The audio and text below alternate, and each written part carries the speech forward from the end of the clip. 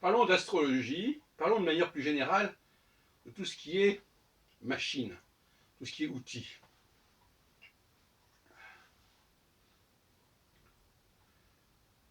Quand vous avez une voiture, par exemple, vous avez deux façons de savoir si cette voiture va fonctionner.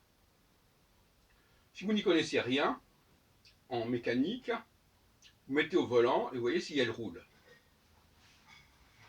Et si vous dites si elle roule, c'est que la mécanique est bonne. Si vous y connaissez davantage, vous allez examiner les plans, le système de la voiture, le moteur, et vous verrez déjà si elle est capable de fonctionner ou si on peut la perfectionner. La notion de perfectionnement n'est possible que si on connaît suffisamment bien les mécanismes. Quelqu'un qui se contente de voir si ça marche ou ça ne marche pas peut difficilement entrer dans cette logique de l'amélioration du système, sinon en faisant des propositions en disant est-ce qu'on ne pourrait pas obtenir ceci ou cela. Mais c'est un autre problème. En astrologie, quand on dit à un astrologue est-ce que vous pouvez m'annoncer ceci ou cela, dans certains cas il répond l'astrologie n'est pas faite pour ça. Et si on vous dit par exemple que par l'astrologie on a pu trouver le prénom du fiancé de la cousine, ils répondront non, l'astrologie ne le permet pas. Et si pourtant il y a un astrologue ou qui se dit astrologue et qui y est parvenu, qu'est-ce qu'on répond? Eh bien on répond qu'il y est parvenu sans le recours à l'astrologie. Il a mis ça sur le compte de l'astrologie, mais ce n'est pas de l'astrologie.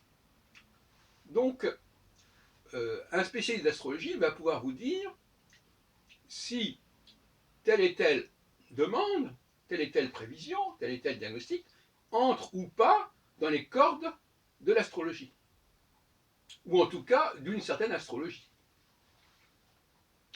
Alors, de ce côté-là, bien évidemment, les astrologues n'ont pas les mêmes prétentions les uns et les autres. Certains attendent beaucoup plus de l'outil astrologique au niveau des précisions et prévisions individuelles que d'autres. Ils sont plus raisonnables, plus modérés, plus modestes. On connaît l'histoire au XVIIIe siècle de cet automate joueur d'échecs qu'on est présenté au public et qui arrivait à gagner des parties d'échecs. Jusqu'au jour où on s'est aperçu qu'il y avait caché dans le système de l'automate un tout petit personnage en chair et en os qui savait très bien jouer aux échecs. Donc il peut y avoir des trucages. On ne peut pas éviter les trucages si on n'a pas examiné la mécanique.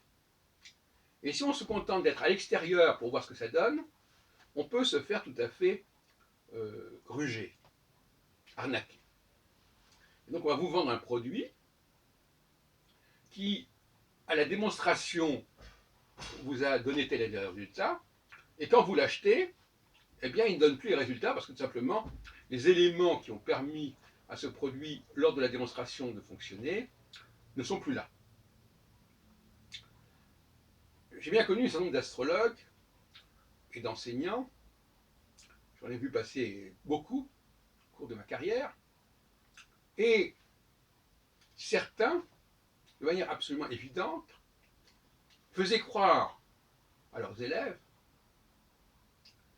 qu'ils pouvaient obtenir ceci ou cela de l'astrologie, alors qu'en réalité, c'était leur talent particulier, leur talent personnel, astrologique ou pas, qui intervenait. Et là, on est dans le non-dit.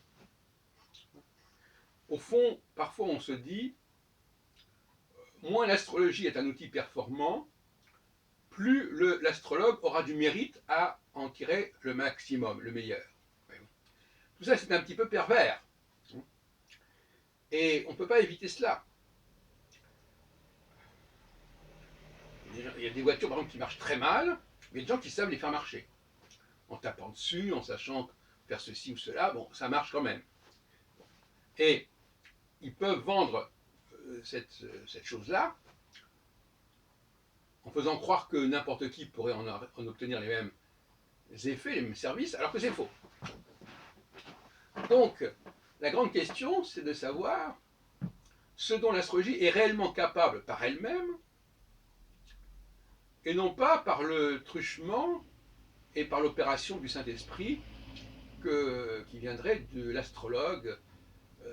Je veux dire, beaucoup d'astrologues ont confié que, au fond, il fallait beaucoup d'intuition, soi-disant, beaucoup d'aptitudes diverses et variées pour obtenir des résultats correspondant à la demande, souvent excessivement pointue, de la clientèle.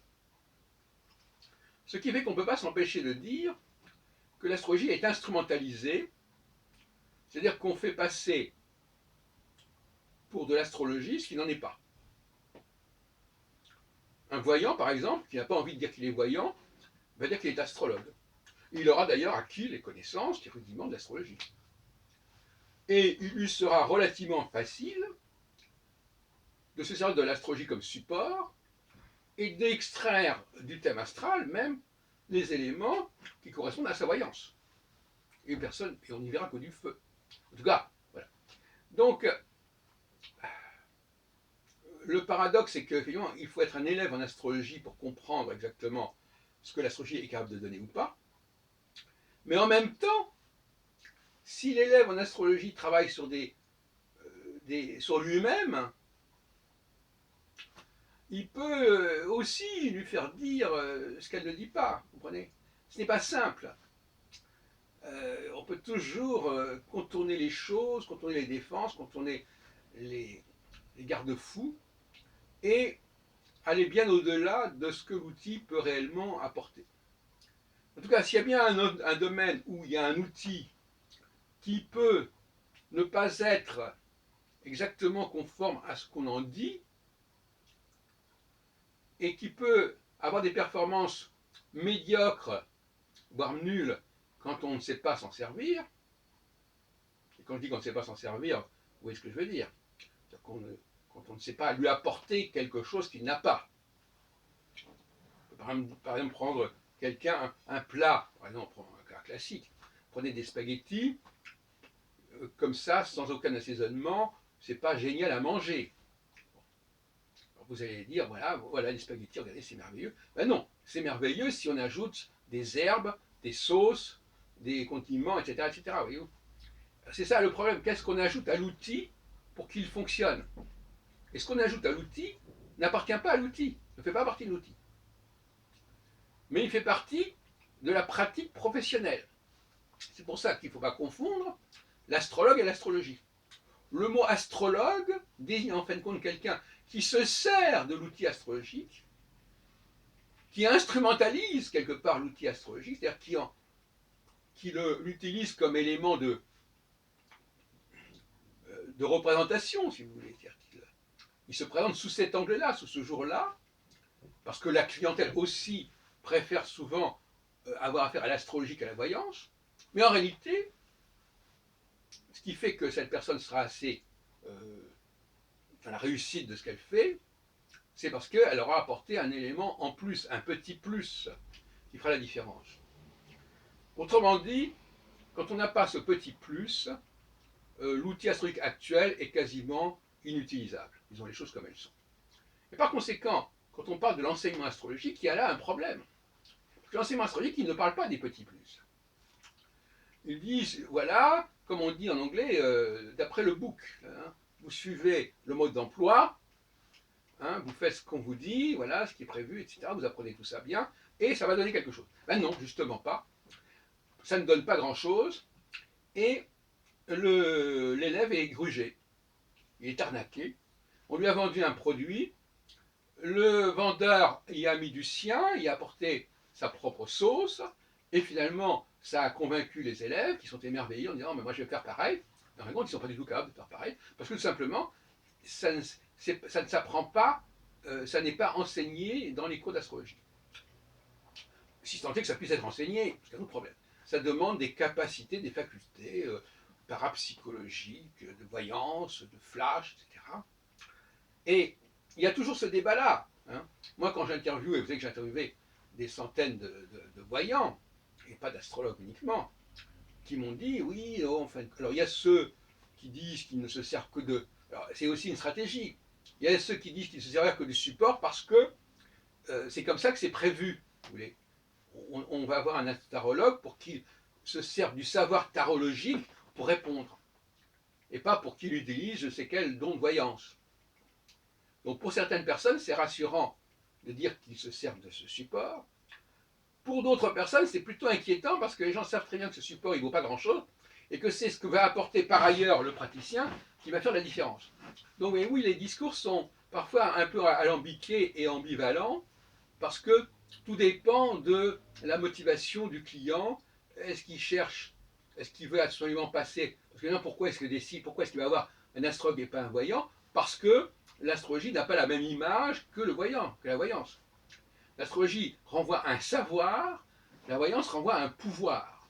Il y a des gens qui n'ont pas du tout envie de dépendre des intuitions et des ressentis de telle et telle personne. Par contre, ils veulent profiter, soi-disant, du savoir ancestral, traditionnel de l'astrologie.